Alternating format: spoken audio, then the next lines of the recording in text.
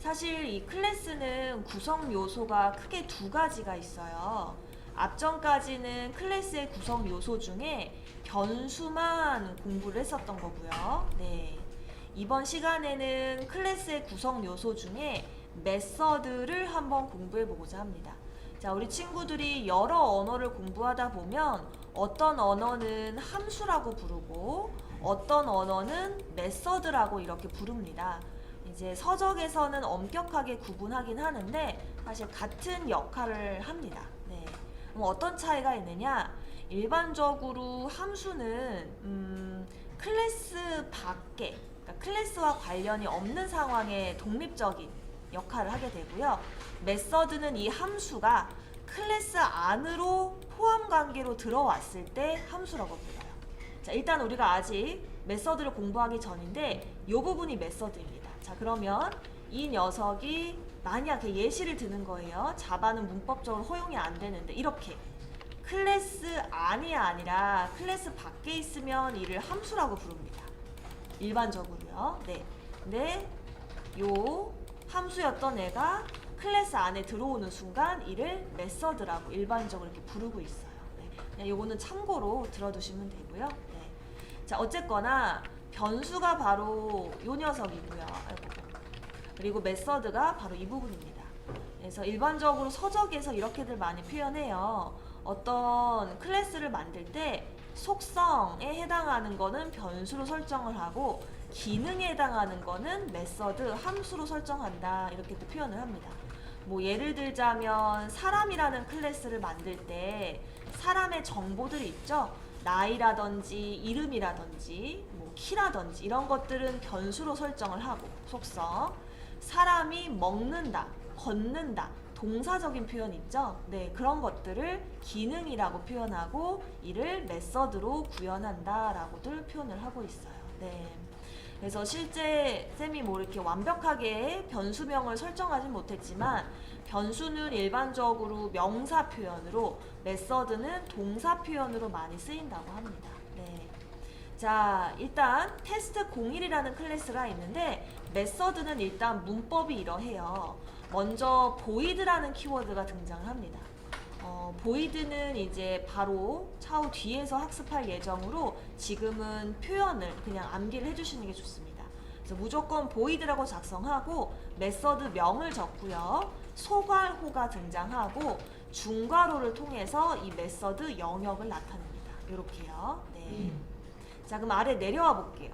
우리가 사실은 이미 메서드를 쓰고 있었는데요. 바로 메인이라는 메서드입니다. 메인도 보시면 void라는 키워드가 있고요. 이 public static은 우리가 뒤에서 다룰 예정으로 잠깐 가리고 안 보셔도 돼요.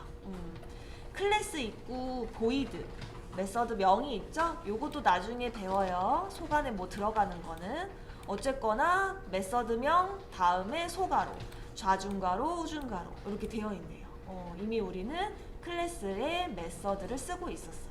그래서 얘를 메인 메서드라고 이렇게 부릅니다. 자, 그리고 이 메인 메서드 안에서 테스트 클래스를 생성을 하고 있고요. t라는 변수로 그림이랑 같이 한번 봐볼게요. 네.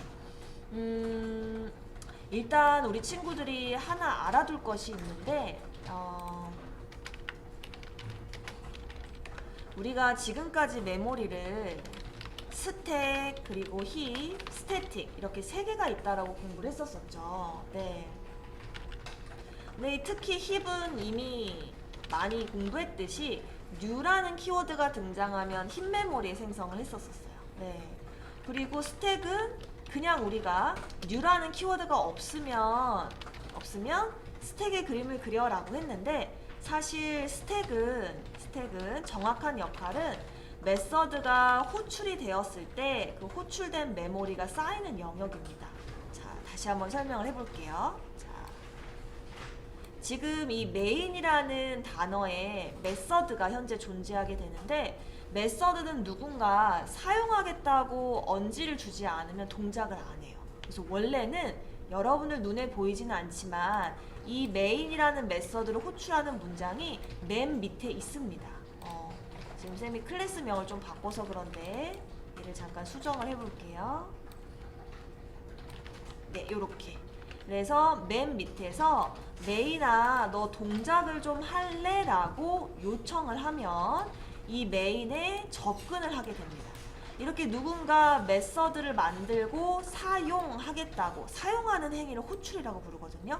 호출을 하는 순간 이렇게 스택에 그 메서드 명으로 방이 하나 만들어지게 돼요. 이렇게 사용하는 걸 호출이라고 부르고요. 스택에는 호출 순서에 맞춰서 밑에서부터 차곡차곡 쌓이게 됩니다. 그래서 여러분들이 하나 암기하셔야 될 부분은 무엇이냐면, 눈에 안 보이기 때문에 메인 메서드는 내부적으로, 시스템적으로 가장 먼저 시스템상 호출되는 녀석이에요. 그래서 제가 항상 그림을 그릴 때 메인을 먼저 그림을 그렸던 이유는 내부적으로 메인이 먼저 동작하도록 설계가 되어 있기 때문이에요. 그래서 이제 사실 스택은 정확하게 그림을 그리자면 이렇게 메인을 먼저 그리고 시작을 해야 됩니다. 이렇게요. 스택 부분에. 네. 자, 그 다음에 메인에 t라는 변수가 생겼어요. 그럼 t라는 이름으로 방을 만들고 new 힙에 test 01 메모리를 만들어 달래요. test 01을 가볼게요. 가봤더니 x라는 변수와 test print라는 메서드가 존재해요. 자, 이제 클래스를 그릴 때 변수만 있는 게 아니라 메서드도 있거든요. 어렵게 생각하지 마시고 그냥 메서드, 변수 다 요소라고 보세요. 구성 요소. 그러니까 우리는 요소의 개수만 세면 돼요. 1개, 2개예요. 그럼 우리는 new test 01을 했을 때 방의 개수를 2개 힙에 생성하시면 됩니다. 그래서 위에 그림을 보시면 이처럼 힙에 방의 개수를 2개 그리고요. 이렇게 2개 그립니다. 네. 그리고 다시 내려오세요. 내려와서 t.x에 10을 넣었어요. t.x에 10 들어갔고요. 네. 그럼 쌤 도대체 메서드는 어떻게 동작하나요? 메서드는 힙에서는 동작을 안 하기 때문에 저는 우리 친구들이 좀 혼란을 방지하고자 이렇게 좀 메서드는 힙에서는 x로 좀 표현을 하자라고 표현을 해요. 이렇게. 그럼 얘는 언제 동작하느냐? 여기서 동작하는 게 아니라 우리 친구들이 클래스 변수처럼 x처럼 해당 메서드 명을 사용하면, 이걸 호출이라고 하는데, 사용하면 그제서야 요 스택에 메인 위에 이렇게 쌓이게 돼요. 자신의 영역을 그때 만드는 거죠. 그러면 호출이 되고 호출되는 순간 올라갑니다. 어디로? 요 녀석으로 올라가는 거예요. 그럼 테스트 프린트 이 메서드의 역할은 무엇이냐면 단순히 콘솔 창에 나 불렀니? 라고 문자열을 하나 출력을 하고 자, 여기서 중요한 거. 이 메서드가 보다시피 메인에서 호출이 돼서 이렇게 올라갔어요. 근데 우리 지금 메인의 코드가 끝난 게 아니에요. 여기 한 줄이 더 실행이 돼야 되거든요. 근데 얘가 올라가서 되돌아오지 않는다라면 가정을 했을 때 이하 코드가 실행이 안 될 거예요. 그래서 이 메서드는 의무적으로 호출이 되면 올라가서 자신의 역할을 수행하고 반드시 호출해준 곳으로 다시 되돌아와야 돼요. 그래서 되돌아오도록 설정하는 키워드가 사실 return이라는 키워드가 있습니다. 이 return이라는 키워드는 평소에 생략이 가능해요. 그래서 굳이 안 적어도 됩니다.